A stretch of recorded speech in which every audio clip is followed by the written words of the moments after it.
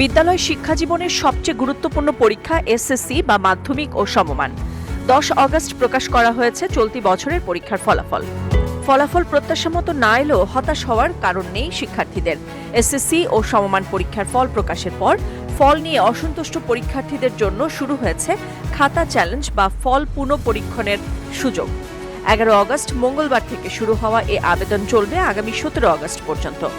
এবার নতুন পদ্ধতিতে প্রতি পত্রের জন্য 150 টাকা ফি দিয়ে অনলাইনে পূর্ণ নিরীক্ষণের আবেদন করতে হবে। ঢাকা মাধ্যমিক ও উচ্চ মাধ্যমিক শিক্ষা বোর্ডের এক চিঠিতে জানানো হয়, 2026 সালের এসএসসি ও সমমান পরীক্ষার ফল পুনঃনিরীক্ষণের জন্য রোল ও রেজিস্ট্রেশন নাম্বার দিয়ে নির্ধারিত অনলাইন পোর্টালে প্রবেশ করতে হবে।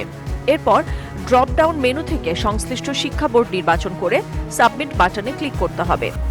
পরবর্তী ধাপে একটি মোবাইল নাম্বার দিতে হবে। এই নাম্বারটি অনেক গুরুত্বপূর্ণ, কারণ পুরো নিরীক্ষণের ফল প্রকাশের পর ওই নাম্বারই এসএমএস এর মাধ্যমে ফল জানানো হবে।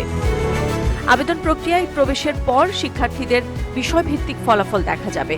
যেসব বিষয় পুনঃনিরীক্ষণ করতে চান সেগুলো নির্বাচন করে ফি প্রদান করুন বাটনে ক্লিক করতে হবে। প্রতিটি পত্রের জন্য ফি নির্ধারণ করা হয়েছে 150 টাকা। কোনো বিষয়ের 2টি পত্র থাকলে এবং উভয় পত্রের ফল পুনঃনিরীক্ষণ করতে চাইলে 2টি পত্রের জন্যই আলাদাভাবে আবেদন করতে হবে। পরবর্তী স্ক্রিনে মোট ফি এর পরিমাণ দেখানো হবে। এরপর বিকাশ, নগদ অথবা সোনালী সেবার মাধ্যমে ফি পরিশোধ করা যাবে।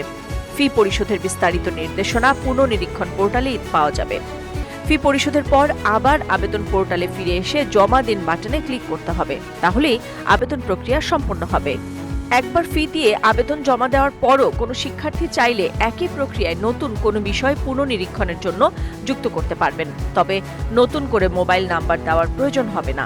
একবার কোনো বিষয়ে ফি পরিশোধ হয়ে গেলে সেটি আর বাতিল করা যাবে না।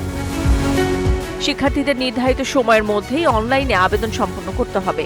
এবার কোনো ধরনের ম্যানুয়াল আবেদন গ্রহণ করা হবে না। তাই ফল মন মতো না এলে দেরি না করে নির্ধারিত অনলাইন পদ্ধতিতে খাতা চ্যালেঞ্জ বা ফল পুনঃনিরীক্ষণের আবেদন করার পরামর্শ দেওয়া হয়েছে। নাদিরা জাহান, নিউজ ডেস্ক, সারা বাংলা।